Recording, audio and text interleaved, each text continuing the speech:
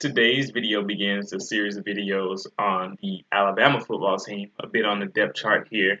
I'm going to start with the defensive backs. I started with the defensive backs of Florida State. That kind of wasn't intentional, but it just kind of worked out that way, but it's cool. So I'm just going to talk about the secondary, both cornerbacks and safeties for the 2017 Crimson Tide team. These two positions, the defensive back position for Alabama and the defensive back position for Florida State, are definitely the strengths of both teams, actually, when you think about it. They both return a ton of players, and they are only replacing one starter from the secondary. Both teams are, which is crazy, and both teams are actually replacing their field corner. Marlon Humphrey for Alabama, and of course it was Marquez White for Florida State. So that's really interesting. But further ado, let's just jump right into it. So Alabama has a few guys returning here. I'm just going to spout off some names and then tell you about the freshmen. So the returning guys, we got Minkah Fitzpatrick, Anthony Averett, Tony Brown, Shaheem Carter, Jared Maiden, Nigel Knott, Trevon Diggs, Levi Wallace, Ronnie Harrison, Hootie Jones, Deontay Thompson, and Keaton Anderson. Can't forget about Keaton Anderson.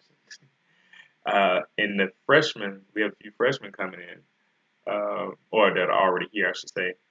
Xavier McKinney, Shadarius Townsend, Kyrie McDonald, and Daniel Wright. And technically, Shadarius Townsend is more like an athlete. He played a bit of wide receiver early part of summer camp, and now in fall, he's been working with the DBs a little bit. But definitely for sure, Xavier McKinney, Kyrie McDonald, and Daniel Wright, true freshmen that are going to be in the secondary. Two of those guys are safeties, actually, and one of them is a cornerback. Now, let's talk about the guys that Alabama lost from the secondary last year. Of course, we lost Marlon Humphrey, as I stated earlier, as the starting field corner for Alabama. And we also lost Aaron Robinson, who transferred out of Alabama in the summer after spring, which is really interesting because I believe he could have made an impact on the team this fall. I guess he felt like he wasn't getting an opportunity to maybe get enough reps to make an impact to maybe start down the line, but he definitely would have helped depth-wise, at least in terms of not having to play a true freshman, which we may or may not have to do, depending on the situation, depending on injuries. You never know. And then we also lost Eddie Jackson, who fourth-round draft pick of Chicago Bears, of course, and who's been impressing them in that camp. And I loved Eddie Jackson. I remember when he got his knee injury, I think it was his sophomore year he got the knee injury or the freshman year, I can't remember exactly. But he came back from it, and they had him play corner, and he wasn't fully recovered, and he was struggling playing corner with that knee injury. But then he got fully healthy, and they moved him to safety, and of course he flourished and took off. And we all loved Eddie Jackson playing safety at Alabama, so that was really good. But those are the only three guys from the secondary that we lost from 2016 to 2017. So Alabama's returning a lot of players. Now, I'm going to break down a little bit of who's playing what so that I just won't have a random or general DB misnomer there. I'm going to tell you who's in what positions. Now, at the cornerback position, these guys will be playing cornerback. Anthony Averett, Tony Brown, Shaheem Carter, Jared Maiden, Nigel Knott, Levi Wallace, Trevon Diggs, Kyrie McDonald, and maybe Jadarius Townsend. So those guys for sure are playing cornerback. Also, and then we're moving on. And then, of course, within those guys, you got some guys who are playing field, some guys who are playing boundary, some guys who are playing nickelback. And then so also with the safeties, of course, the safeties are Minkah Fitzpatrick, who can also play corner, Deontay Thompson, Hootie Jones, Ronnie Harrison, Daniel Wright, Xavier McKinney, and Keaton Anderson. Can't forget about Keaton Anderson. He's the experienced guy, redshirt sophomore, been here a minute. Now, the reason why I want to break this down because Alabama fans know this guy. They're all talented. They're all amazing players with good 40 times, rated highly coming out of school. But I'll talk a little bit about some of their individual accolades as I post in who is playing where. So let's start with the boundary corner position, which is for sure locked down by Anthony Averett. And barring injury, he should be there. Florida State game to open the season. Anthony Averett is the man. He is only about 6 feet tall, not even 200 pounds, maybe not even 190 yet. but he's blazing fast, runs a very low 4.340. At one point, he was timed at 4.28, running a 40 at 4.28, which is really impressive. And most recently, he was clocked at 4.34. So the guy's blazing fast. If you watched him last year, I believe, honestly, he outperformed Marlon Humphrey. And a lot of people noticed that as the year went along. But he's just a talented guy. He was sticking with receivers. I remember the USC game, the beginning of the game, he got beat on one play. And it wasn't beat where like he let the guy be wide open. He got beat where he was running with the receiver and the receiver caught over his head. He was running step for step. And from that moment, I said, this guy has talent. He can run with the receivers. And he covered up guys from that point on, broke up balls, put his hands up, looked for the ball. And that's what you need from a DB. That's what I really like about Anthony Averett. I have no qualms with him on the other side. Also, behind Averett, this is where it gets a little interesting because I personally I put Levi Wallace here at this spot because he's been working in the second team boundary, but they also been working him over there at the field too, which is really interesting. So they're just trying to find a spot. Like I said in the previous video, they're trying to find a spot for him, and I'm just excited to see where they put him. But Levi Wallace can definitely probably play both corner spots. Definitely, probably. That's really funny. That doesn't work together well. Either way, Levi Wallace can probably do both corner spots. And I kind of like them working him at boundary, although it doesn't help him get maybe the starting job, which he probably won't either way. But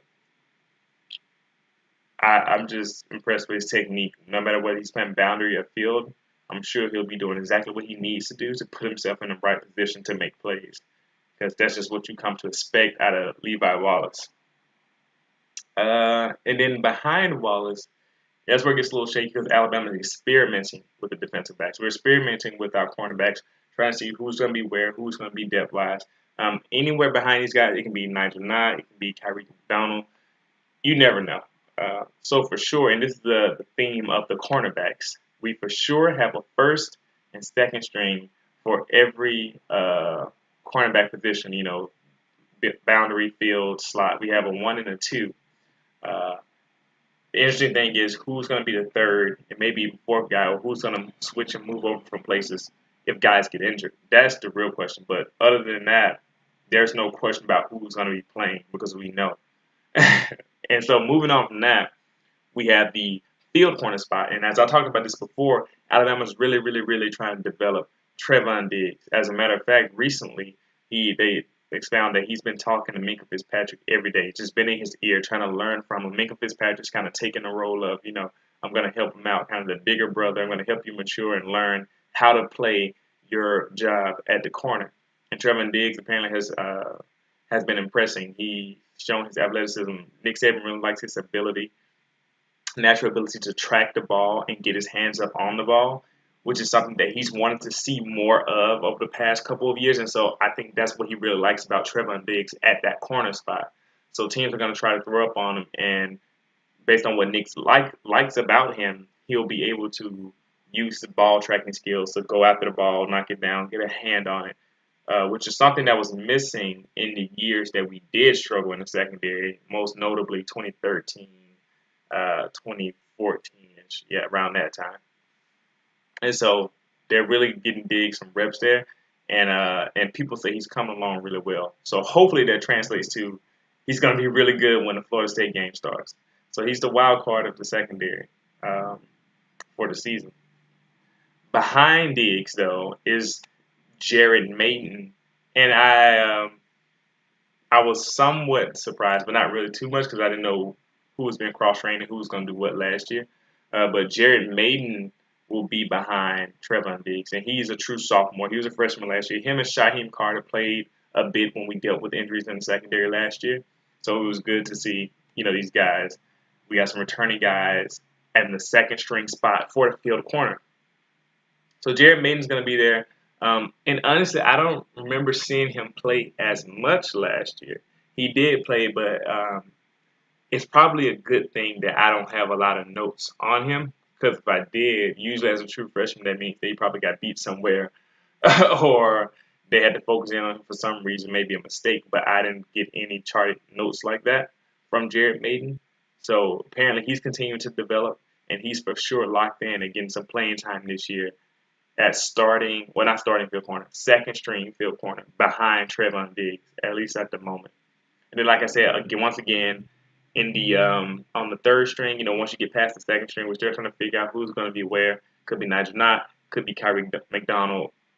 Depends on how they develop, depends on how they go. So that's the field corner. Now moving on to the slot corners, we got Tony Brown, who's a starting nickelback, which is always interesting to me because he's such a big. Um, he's not like huge, but he's like a bigger uh, nickelback cornerback playing this position because he honestly has the body type to be a good corner.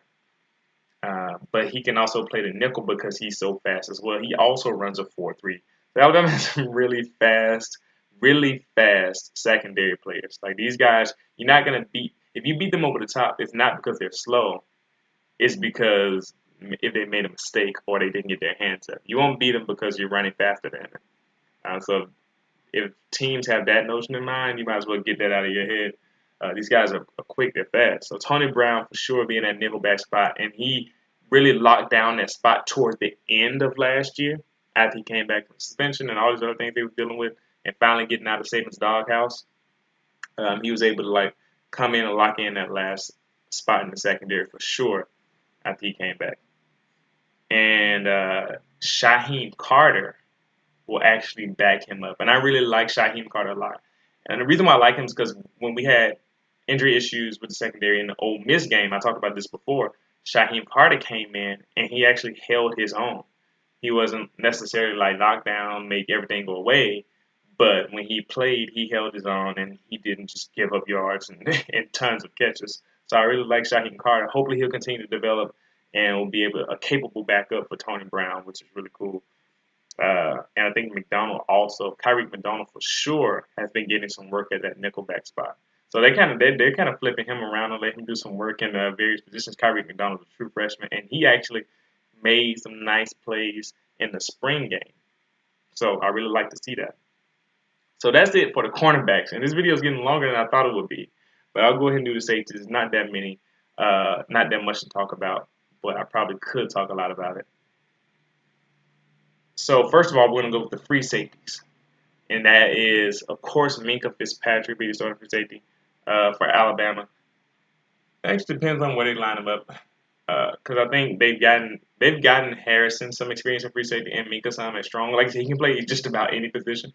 But I'll just say free safety for here. Minkah, of course, will be the starting free safety. I don't really have to say much about him. He's a really, really smart guy. He's athletic, tall enough, 6'1".